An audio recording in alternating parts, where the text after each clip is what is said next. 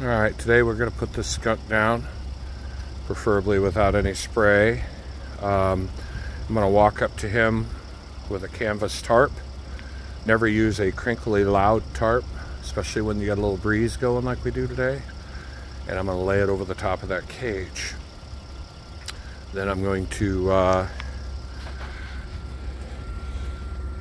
take this chloroform. I buy chloroform in gallon quantities. I use a dropper bottle.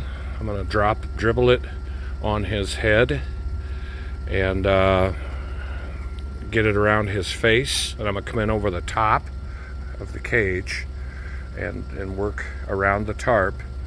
And then once he gets a little under the influence of the chloroform, I'm going to be able to do about anything I want without worrying about him spraying. And then when he goes down and goes to sleep, I'll inject him in the heart-lung area with this. This is rubbing alcohol. You can use acetone if you want. Rubbing alcohol works just fine. So I'm going to pause this and put the tarp over him. I don't want any complications while I do that. But I'm going to walk with the tarp in front of me, in front of my body, very slowly. And I'm going to put it down over the cage very slowly. And usually if you have trouble with them spraying, they don't fully unload. They just poop a little bit out. It's usually if the wind is blowing the tarp on your way up, or if you let the tarp flop down even a little bit on top of the cage. As I walk up to him, if he starts to raise his tail, I'll stop until he puts his tail back down again. But anyway, I need my hands free here, and I don't want any complications, so I'm going to pause the video. Okay, we got the tarp on with no incident. I like a canvas type tarp. Oh, that wind's going to blow that thing. The wind has been a complicating factor here. I've moved my truck to try and block some of the wind.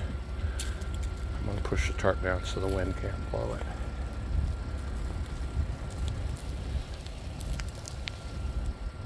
Okay, now I'm going to quit talking.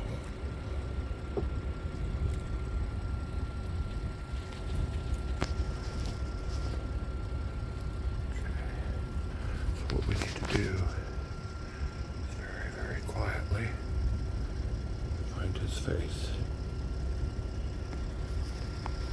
That's the tail. We don't want that end.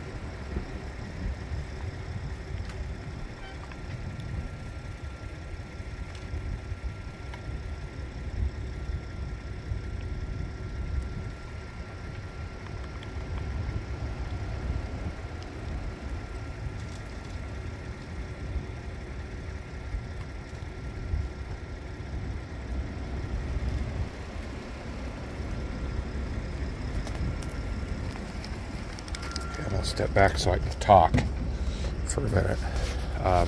What you saw me do was locate his head and start dribbling chloroform on his head. We've now saturated some of his fur on his head. I'll continue that process until he starts shaking his head like he's trying not to fall asleep. Then when that happens, when I see him doing that, I can pull the tarp off and not worry about getting sprayed. I like a dripper type bottle like this. The guys that use the spray bottles, that spray nozzle bottles, the O-rings get eaten out by the chloroform really fast, and and I got tired of him failing on me. This works for me. Wear glasses when you do it, because sometimes the skunk will shake his head and fling chloroform, and I've had it get up into my face and eye area. He'll start shaking his head because he's trying not to fall asleep, and you won't see it coming. It'll just happen. And it doesn't happen every time, but it happens enough that I always wear glasses when I'm doing this. So I'll fire this thing back up when I've got him down.